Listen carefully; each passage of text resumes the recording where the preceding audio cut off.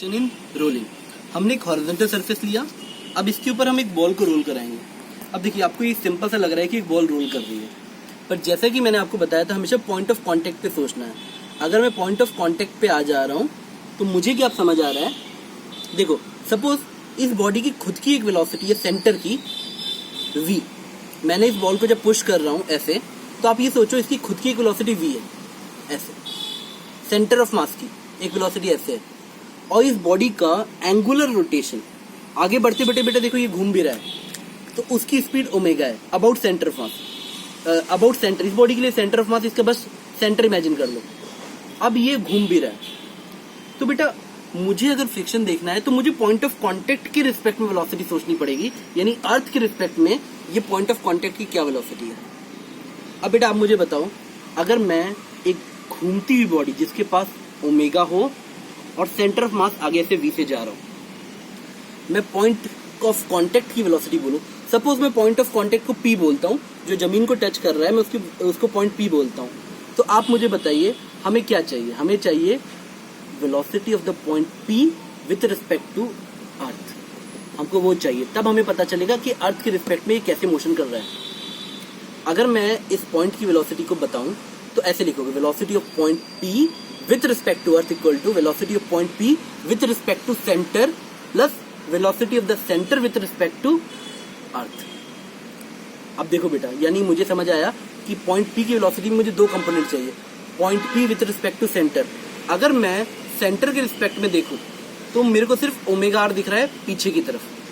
v equal to omega r पीछे की तरफ दिखा। अगर sorry v equal to omega r एक स्पेशल केस है, हमको ये दिखा कि ओमेगा r सेंटर के रिस्पेक्ट में पीछे, and that was point p with respect to centre, लेकिन सेंटर खुद जा रहा है विथ रिस्पेक्ट टू अर्थ आगे। तो यानी इस कांटेक्ट की वेलोसिटी हमें दो तरीके से मिली, जस्ट सी, एक आई ओमेगा r पीछे की तरफ और एक आई v with respect to centre velocity with respect to earth. यानी पॉइंट ऑफ कांटेक्ट ऐसे बना, ओमेगा r v थी इस बॉल की velocity with respect to earth, centre of इसके सेंटर की velocity with respect to earth, और ओमेगा r है पॉइंट लोएस्ट पॉइंट की, where r is the radius of the ball, omega r पीछे की तरफ, and omega r is velocity of the point p with respect to centre. बेटा centre पे खड़े हो गए ना, आउटर पेरिफेरी की वेलोसिटी ओमेगा r ही दिखेगी, तो तुम सेंटर पे जब गए तुम्हें लगा ओमेगा r पीछे है और सेंटर की खुद आगे है, तो तुम्हें ये दिखा। अब बेटा मुझे खुद बताओ, मेरे पास दो वेलोसिटी है, एक है ओमेगा r और एक है v। अगर v बड़ा हुआ, सपोज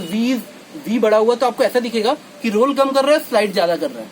कई बार ऐसा होता है ना कि स्मूथ सरफेस है तो ये रोल कम कर रहा है पर स्लाइड ऐसे ज्यादा कर रहा है। आपको ऐसे, जैसे मान लो किसी स्मूथ सरफेस पे आप किसी को बॉल को फेंक दो, तब वो स्लाइड ज्यादा करेगा और रोटेट कम करेगा, तब ओमेगा आपका छोटा हो जाता है, omega will be small when rotation will be small, तो ओमेगा छोटा